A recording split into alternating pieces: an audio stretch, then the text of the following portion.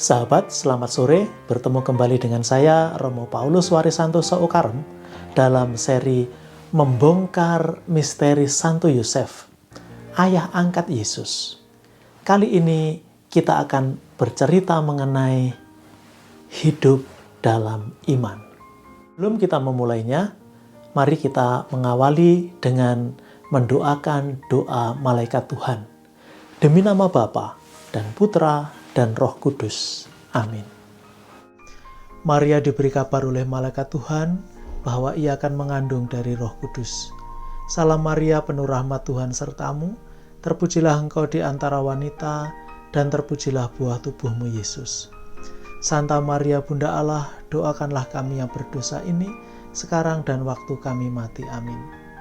Aku ini hamba Tuhan, terjadilah padaku menurut perkataanmu. Salam Maria, penuh rahmat, Tuhan sertamu. Terpujilah engkau di antara wanita, dan terpujilah buah tubuhmu, Yesus. Santa Maria, Bunda Allah, doakanlah kami yang berdosa ini, sekarang dan waktu kami mati. Amin. Sabda sudah menjadi daging dan tinggal di antara kita. Salam Maria, penuh rahmat, Tuhan sertamu. Terpujilah engkau di antara wanita, dan terpujilah buah tubuhmu, Yesus. Santa Maria, Bunda Allah, doakanlah kami yang berdosa ini, sekarang dan waktu kami mati. Amin. Doakanlah kami ya Santa Bunda Allah, supaya kami dapat menikmati janji-janji Kristus. Marilah kita berdoa.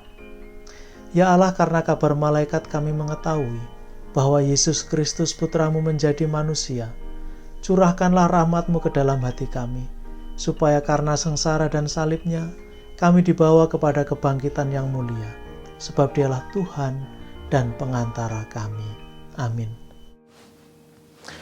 Sahabat, Yosef sebagai seorang Yahudi yang baik, yang tekun juga mentaati hukum-hukum Taurat, itu pasti memiliki pandangan tersendiri mengenai Allah. Pasti memiliki gambaran seperti apakah Allah dan kehendaknya. Tetapi begitu Yosef menyerahkan diri kepada kehendak Allah, ketika dia menurut tanpa syarat akan perintah Allah, apa yang dia pahami, apa yang dipikirkan tentang Allah, tentang konsep Allah dan relasi dengan Allah berubah sama sekali. Kemauan Yosef untuk menyerahkan diri kepada Allah itu membuat juga Tuhan menyerahkan diri untuk mewahyukan dirinya kepada Yosef. Boleh dikatakan bahwa hidup Yosef itu adalah imannya. Bagaimana dia hidup, bagaimana dia menerima Maria, bagaimana dia merawat Yesus, itu adalah imannya sekarang. Bahwa rencana Allah yang diwahyukan melalui perantaraan malaikat untuk meminta dia melakukan banyak hal, dan Yosef menerima, itulah imannya. Peristiwa ketika Yosef menerima Yesus, mengasuhnya, hidup bersama, bergaul setiap hari. Ini pelan-pelan menjadi sebuah pewahyuan. Bagaimana Allah menyatakan dirinya pelan-pelan dalam diri Yesus. Dan Yosef pelan-pelan pun memahami rencana Allah. Seperti Santo Paulus menyatakan dalam suratnya kepada jemaat di Efesus bab 1 ayat 9. Bahwa Allah menyatakan rahasia kerajaannya dalam diri Yesus Kristus. Santo Yosef mengalami hal ini setiap hari karena dia bergaul bersama, karena Santo Yosef mengasuh Yesus, mendidiknya, maka dia mengerti dari dalam, dari hari ke hari, rahasia-rahasia rencana Allah. Santo Yosef, dia tidak sendirian menjawabi tawaran Allah. Santo Yosef bersama Bunda Maria, mereka bersama bersatu dalam pernikahan. Nah, mereka boleh dikatakan adalah pasangan pertama yang merasakan buah-buah kehadiran Kristus. Mereka disegarkan, mereka dikuatkan oleh kehadiran Kristus di tengah keluarga mereka, di tengah rumah tangga mereka. Dan itu kemudian nanti diterangkan oleh Santo Paulus, mereka itu seperti anggota badan dalam sebuah tubuh gereja dengan Yesus sebagai kepalanya. Yosef dan Maria bersatu, ini menjadi yang pertama. Dalam permulaan Injilnya, Santo Paulus menggambarkan sosok Yosef yang dari semula dia sudah memiliki kesadaran, meskipun belum penuh, bahwa bayi yang dikandung oleh Maria itu bukan sembarangan. Maka dia tidak gegabah. Dia tidak mau melakukan hal-hal yang bisa merugikan dirinya sendiri dan orang lain. Maka dia mempertimbangkan segala sesuatu dengan seksama. Namun begitu Allah intervensi, Santo Yosef langsung menerima. Tidak ada pertanyaan, tidak ada diskusi. Karena memang intervensi Allah itu seperti sebuah peneguhan akan apa yang dia pikirkan sendiri, bahwa apa yang dia duga-duga itu ternyata benar. Injil Matius menggambarkan demikian, bahwa dari awal dia sudah bisa melihat, merasakan, belum jelas banget, tetapi ada bahwa rencana Allah, peran serta Allah hadir di sini.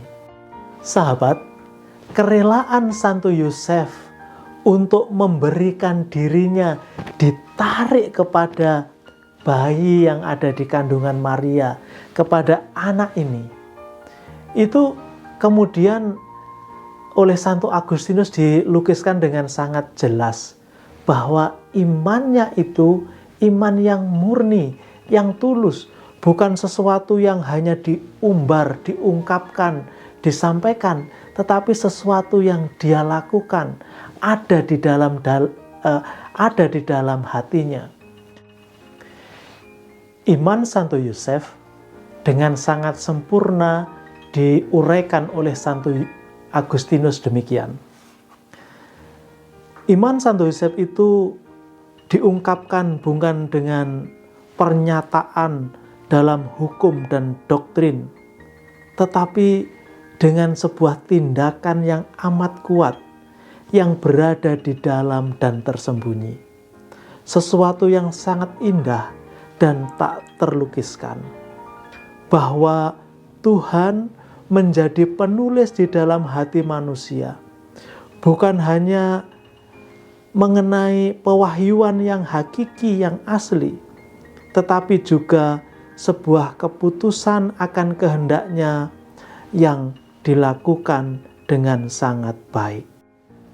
Sahabat, salah satu rahasia iman yang menjadi misteri iman itu adalah bagaimana manusia bisa mengalami Tuhan dalam hidupnya, mengalami persatuan. Dan di kemudian hari Yesus menjelaskan dengan ungkapan yang begitu terkenal. Aku adalah jalan, kebenaran, dan hidup. Yesus adalah jalan menuju persatuan dengan Allah. Yesus adalah kebenaran di mana kita menemukan arti sebagai manusia, menemukan makna mengapa aku harus menjadi manusia dan mengikut Yesus. Kebenarannya ada di sana. Dan ketika hidup manusia itu menjadi berarti, hidup itu sendiri, Yesus tidak akan pernah membiarkan kita terjatuh, tidak akan pernah membiarkan kita runtuh, hancur berantakan. Sahabat, Allah ingin bahwa setiap dari kita itu selamat pada akhirnya. Allah memanggil kita satu persatu. Dalam kitab Nabi Yesaya diceritakan, aku memanggil engkau dengan namamu. Artinya Allah menginginkan hubungan yang personal, relasi personal antara aku dan Allah. Santo Yosef mengalami hal ini dalam pergaulan sehari-hari dengan Yesus. Dan Allah ingin agar kita pun mengalami pengalaman yang sama dengan Santo Yosef, punya pengalaman pergaulan yang hakiki dan murni sehari-hari dengan Yesus.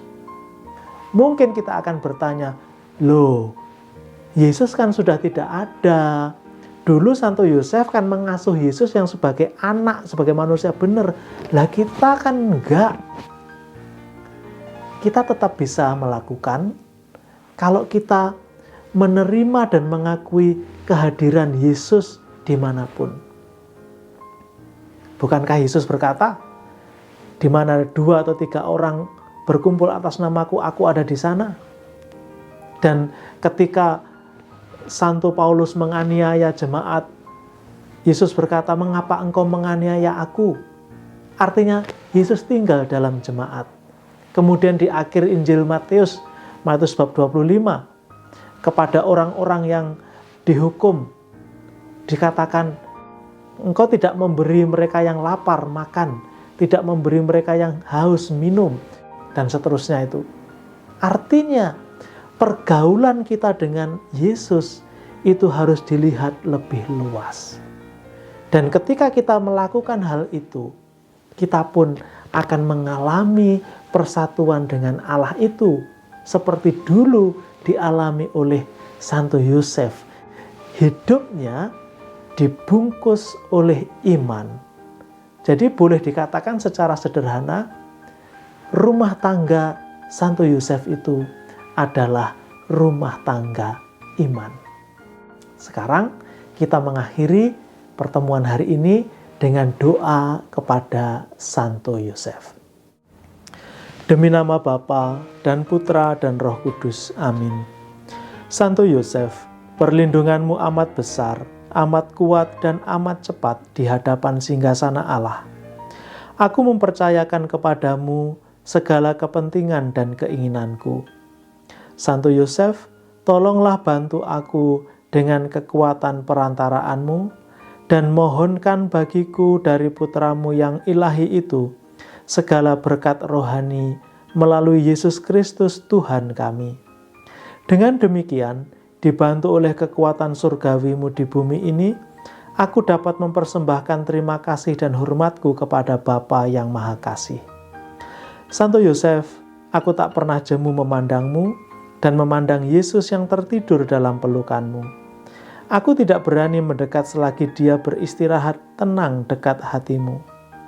Dekaplah dia atas namaku dan ciumlah keningnya yang indah itu bagiku. Dan mohonkanlah agar dia membalasku dengan ciuman, bila mana aku hampir menghembuskan nafasku yang terakhir. Santo Yosef, pelindung jiwa-jiwa yang akan berpulang, doakanlah aku. Demi nama Bapa dan Putra dan Roh Kudus. Amin.